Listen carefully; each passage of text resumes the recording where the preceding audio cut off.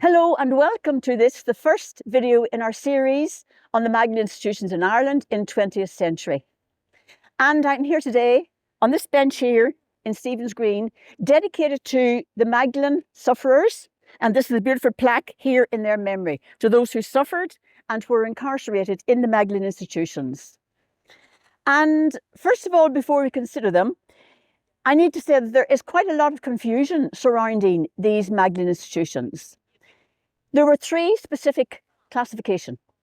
First of all, there was the mother and baby home, and then there were the laundries, and then there were the asylums, and a fourth one then the orphanages. And there is, as I've just said, a lot of confusion surrounding all these. Let's start first of all with the mother and baby homes. And mother and baby homes, that's self-explanatory. They were simply homes for women and young girls who found themselves pregnant outside of marriage. And because of the stigma and shame and guilt attached to that in the 20th century, these women were put out of their home, out of the family, and no one would help them.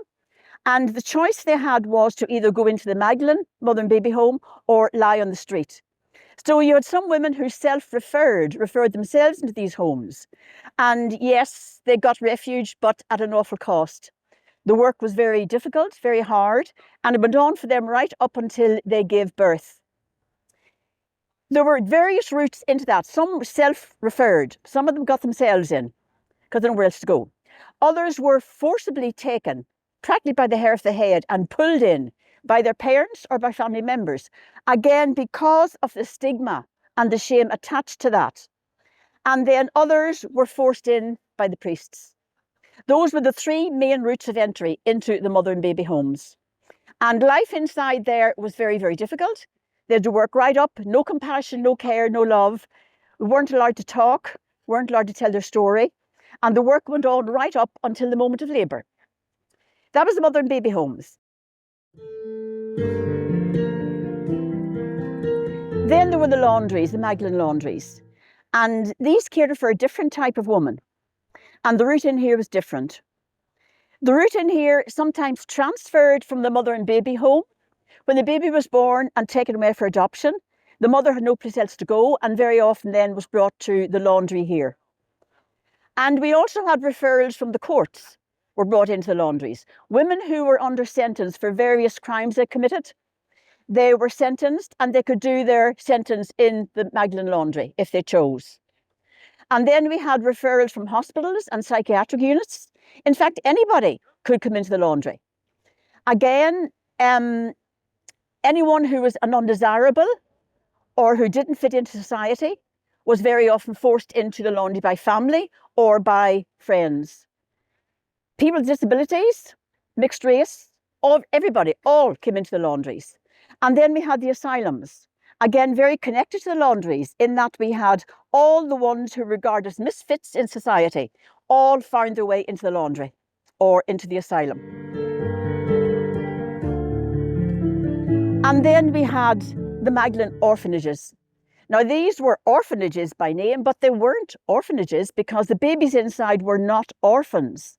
They had at least one parent, but they were the children of unmarried mothers, and hence they were removed from society, regarded as spawn of the devil, seed of Satan, bastards, illegitimates, not fit for society. They were just dumped in here into the orphanages.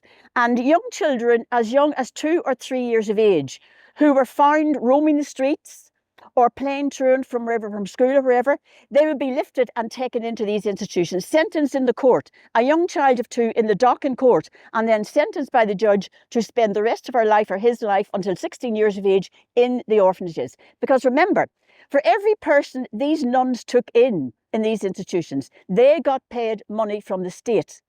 So they spent a lot of time recruiting and looking for people whom they could take and keep in these institutions. And the orphanages, well, that was for the forced adoptions took place. The young children forced from the mothers at time of birth or shortly afterwards, And if the mother left, was able to go back home again, the babies were taken into orphanages. But I said they weren't orphanages. They were there, and this was where they were adopted from. And those were forced adoptions and paid for. So the money was going in, the babies were going out, the money was coming in, the babies were going out, the money was coming in. It was a lucrative business, the selling of babies. And in these orphanages, we have ample evidence that experimental vaccinations were taking place. And we also have evidence that the bodies of these dead babies were being sold at astronomical prices to various medical institutions around the world and around the country for experiment.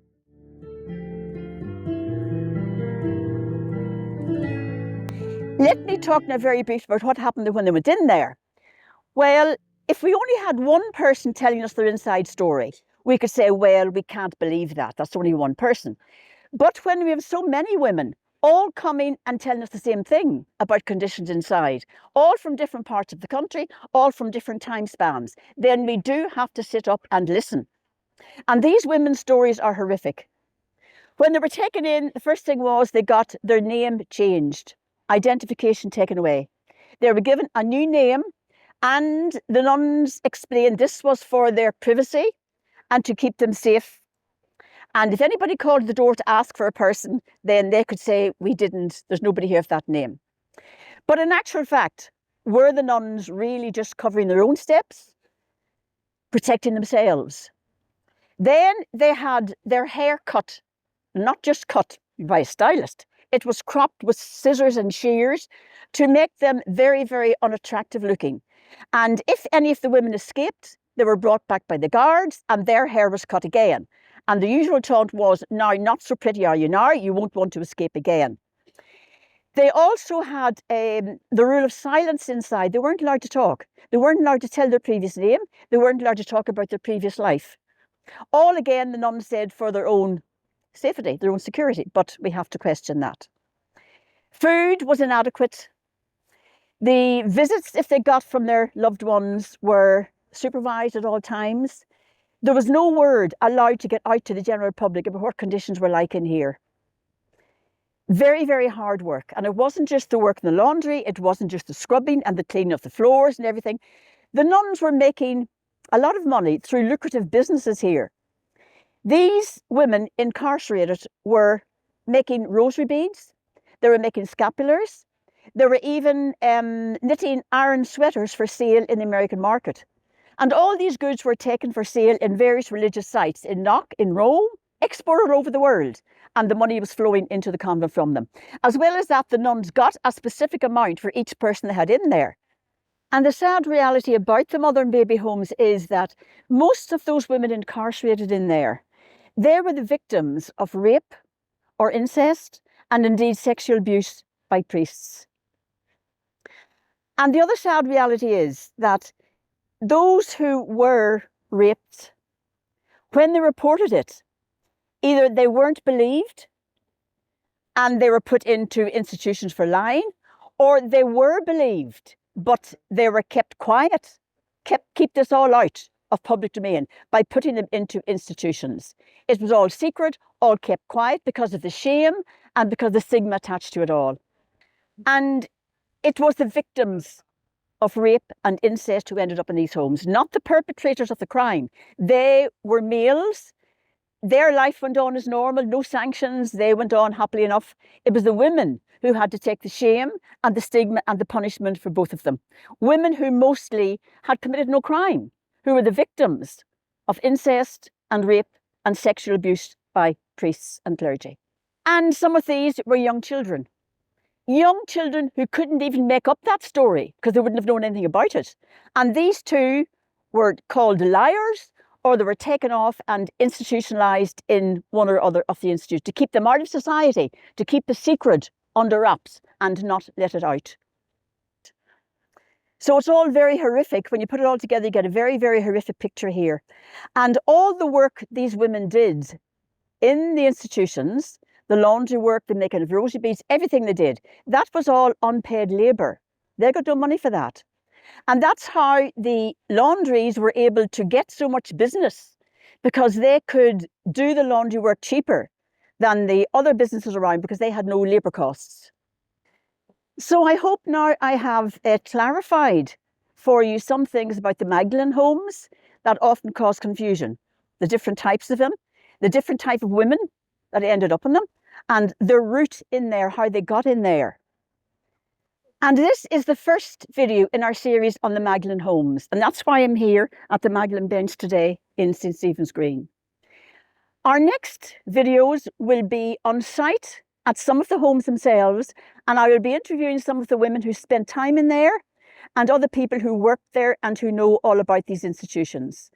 We'll be letting you know when these videos are coming up on Facebook, so please join us, and thank you for watching today, and until we meet again, namaste.